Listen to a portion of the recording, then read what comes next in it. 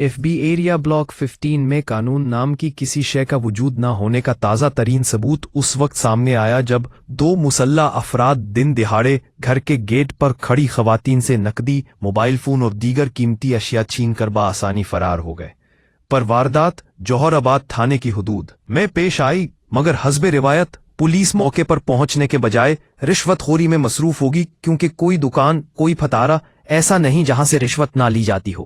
علاقہ مکینوں کا کہنا ہے کہ تھانہ جوہر آباد کا واحد فعال شعبہ رشوت گیری اور ٹھیکری چوکیوں پر پیسے بٹورنا رہ گیا ہے، جبکہ سیکیورٹی کے نام پر کارکردگی صفر سے بھی نیچے جا چکی ہے۔ یہ پہلا واقعہ نہیں، بلکہ مکینوں کے مطابق گھر کے دروازوں پر ڈکیتی اب روزمرہ کا معمول بن چکی ہے، اور جوہر آباد پولیس واحد ادارہ ہے جو مسلسل ناکامی کے باوجود کوئی مؤثر یا قابل ذکر کارروائی نہیں کرتا۔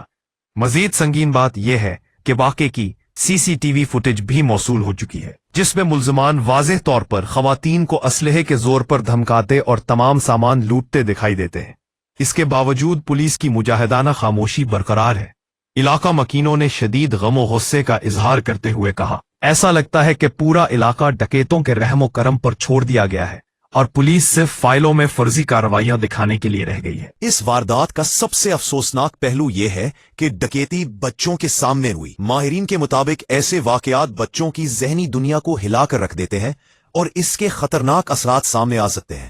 مستقل خوف اور عدم تحفظ کا احساس، ذہنی ٹراما اور دباؤ، راتوں کو ڈراؤنے خواب، والدین، گھر اور معاشرے پر اعتماد کا خاتمہ، مستقبل میں رویوں میں نفسیاتی بگاڑ کا خدشہ۔ یہ صرف ایک ڈکیتی نہیں، یہ بچوں کی ذہنی صحت اور مستقبل دونوں پر براہ راست حملہ ہے۔